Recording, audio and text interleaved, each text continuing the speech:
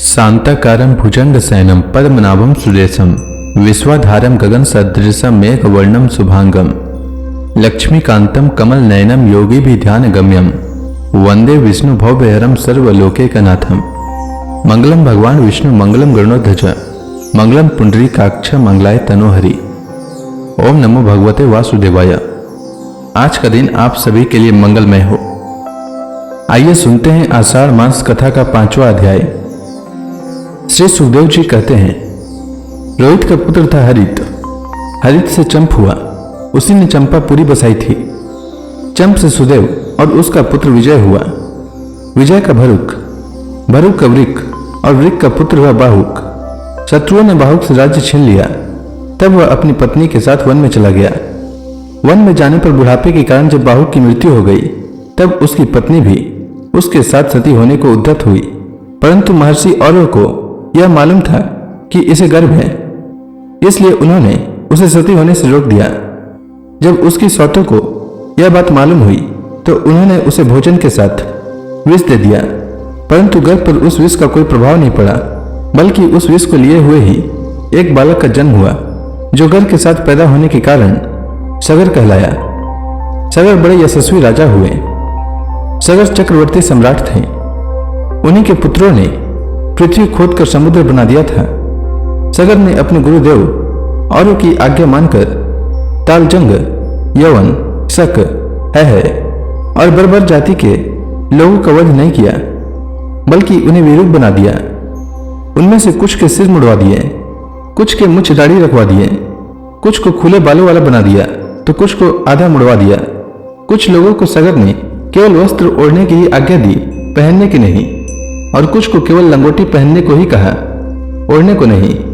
इसके बाद राजा सगर ने और ऋषि के उपदेशानुसार अश्वमेध यज्ञ के द्वारा संपूर्ण वेद एवं देवतामय आत्मस्वरूप सर्वशक्तिमान भगवान की आराधना की।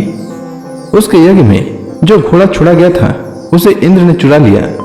उस समय महारानी सुमति के गर्भ से उत्पन्न सगर के पुत्रों ने अपने पिता के आज्ञानुसार घोड़े के लिए सारी पृथ्वी छान डाली। जब उन्हें कहीं घोड़ा न मिला, तब उन्होंने बड़े घमंड से सब ओर से पृथ्वी को खोद डाला। खोदते खोदते उन्हें पूर्व और उत्तर के कोने पर कपिल मुनि के पास अपना घोड़ा दिखाई दिया। घोड़े को देखकर वे 60,000 राजकुमार शस्त्र उठाकर यह कहते हुए उनकी ओर दौड़ पड़े कि यही हमारे घोड़े को चुराने वाला चोर है। देखो तो सही, इसने इस समय कैसे आंखें मूंद रखी है। यह पापी है, इसको मार डालो, मार डालो। उसी समय कपिल मुनि ने अपनी पलकें खोली। इंद्र ने राजकुमारों की बुद्धि हर ली थी। इसी से उन्होंने कपिल मुनि जैसे महापुरुष का तिरस्कार किया।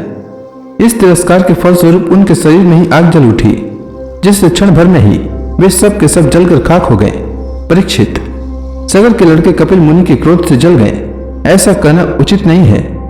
वे तो शुद्ध सत्व गुण के परम आश्रय हैं। उनका शरीर तो जगत को पवित्र करता रहता है। उनमें भला क्रोध रूप तमो गुण की संभावना कैसे की जा सकती है? भला कहीं पृथ्वी की धूल का भी आकाश से संबंध होता है? यह संसार सागर एक मृत्यु में पथ है, इसके पास जाना अत्यंत कठिन है।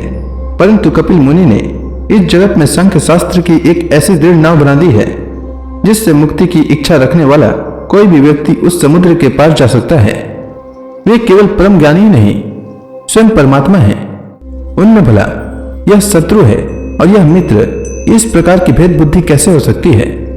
सगर की दूसरी पत्नी का नाम था केसिनी। उसके गर्भ से उन्हें असमंजस नामक पुत्र हुआ था। असमंजस के पुत्र का नाम था अंशुमान।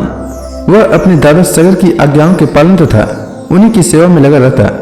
असमंजस पहले जन्म में योगी थे। संग के कारण वे योग से विचलित हो गए थे, परंतु अब भी उन्हें अपने पूर्व जन्म का स्मरण बना हुआ था।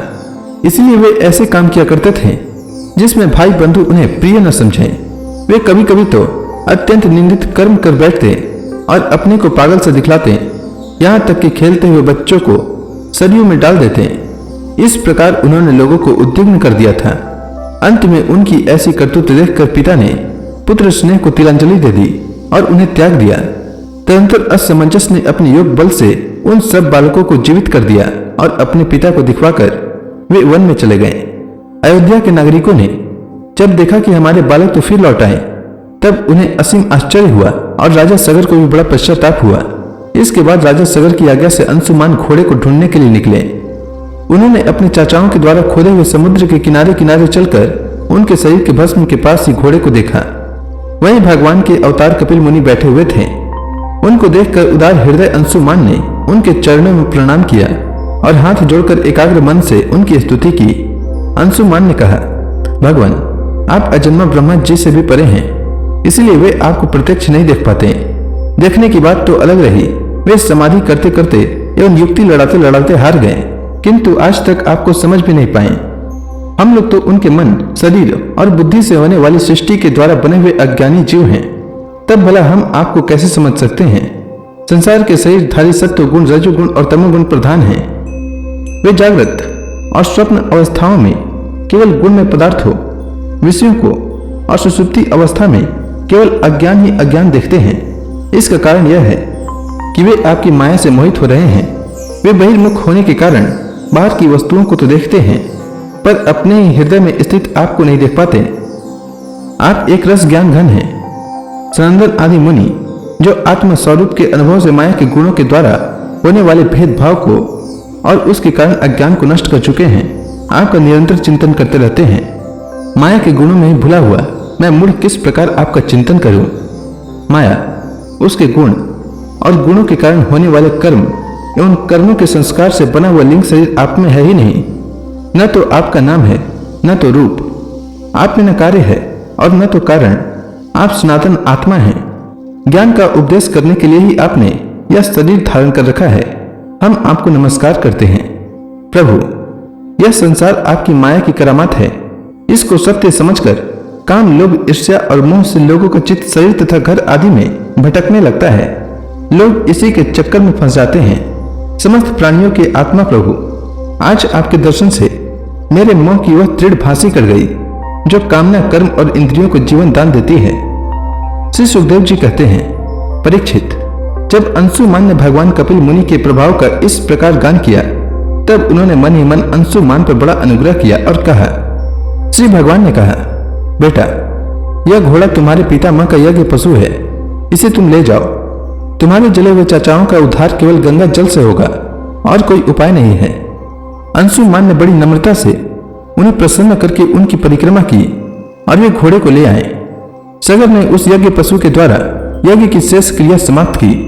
तब राजा सगर ने अंशुमान को राज्य का भार सौंप दिया और वे स्वयं विषयों से निष्प्रिय एवं बंधन मुक्त हो गए। उन्होंने महर्षि और के बतलाए हुए मार्ग से परम पद की प्राप्ति की। तो इसी के साथ यह अध्याय समाप्त हुआ। इसके आगे की कथा मैं कल के अध्याय में सुनाऊंगा। तब तक के लिए भगवान हरि का नाम लेते रहें। तो प्रेम से बोलिए भगवान विष्णु की जय, श्री कृष्ण भगवान की जय, समस्त देवी देवताओं की जय।